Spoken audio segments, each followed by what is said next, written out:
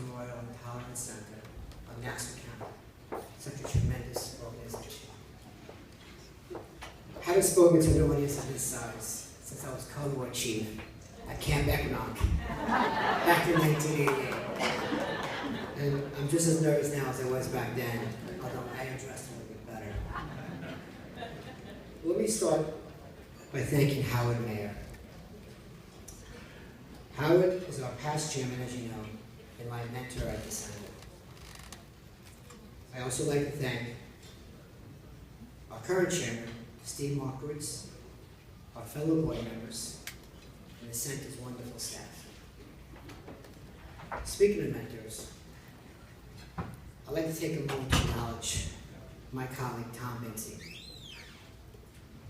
Tom, for years, has given me guidance and sage advice.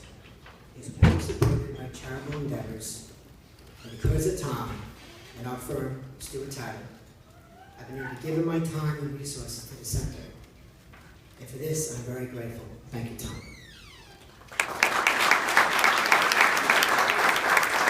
And of course, a special thank you to my wife, Susan. She's simply amazing, yes. The sheer volume she takes on every day, both professionally and at home, and has the patience to deal with me. In our busy lives, I don't tell her enough how much she means to me and how much I love her and how lucky I am to have her in my life. Thank you, Susan. Susan's here with my children tonight. Catherine Grace, who's my angel, Luke, my little man, and our oldest son, Sam, who last year made us very proud for being an upstander and supportive classmate. I love you all very much.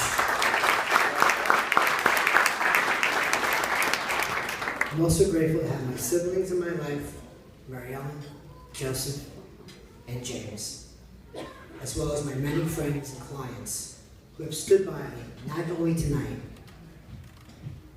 but for many, many years. I consider myself blessed to have such a strong circle of support on a daily basis.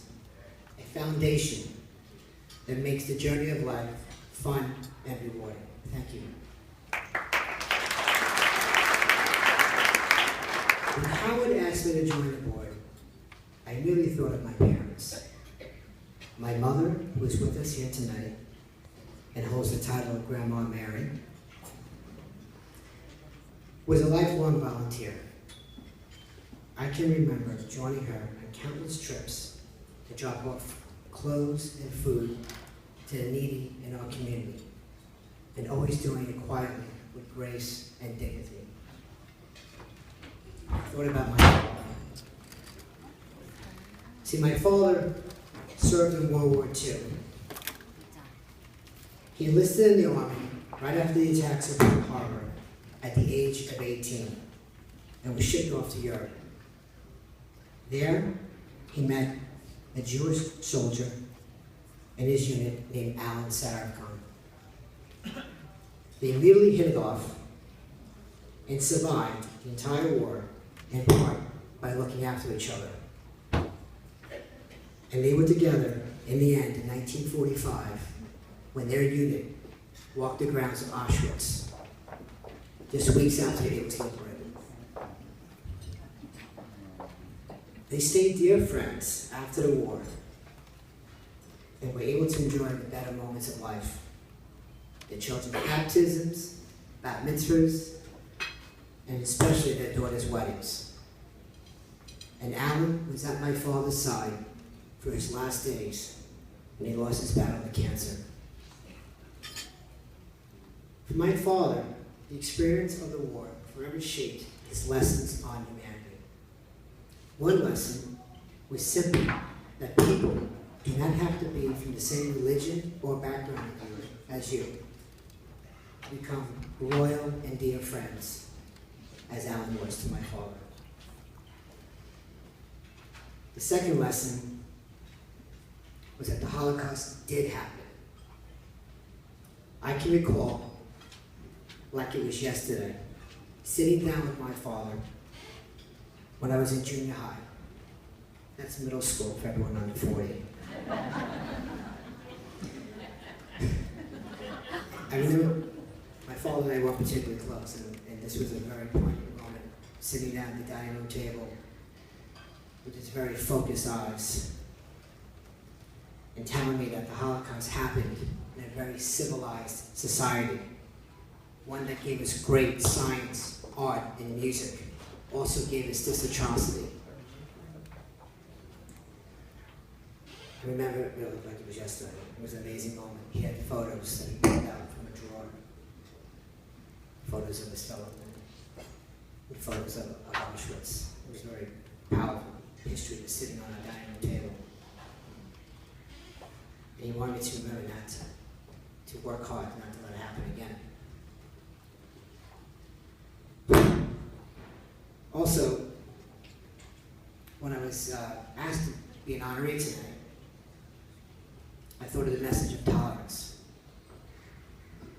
It's such a powerful concept. In my opinion, it's a fundamentally American concept, a cornerstone of our American values, that no one who lives here in peace should have to live in fear because of who they are.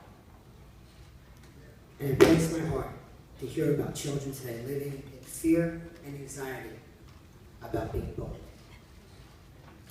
It's our responsibility as adults to teach the lesson of tolerance in words and in deeds. Because our children learn from what they see. And a simple act of kindness can speak volumes. It can spark a conversation, and it can plant the seed. And at the center, it's our mission to teach this core principle of tolerance. I believe the center acts as a beacon. It's a valuable resource for schools, community organizations, and houses of worship can turn to, because its collective intelligence and years of experience can help fight to keep prejudice at bay. So I ask everyone to take time to visit the center. And if your children's schools have not been exposed to the workshops, please get in touch. We all need help in spreading the center's message. This is why I am proud to support the Holocaust Memorial and Tolerance Center. I'm proud to accept this honor tonight. Thank you. Good night.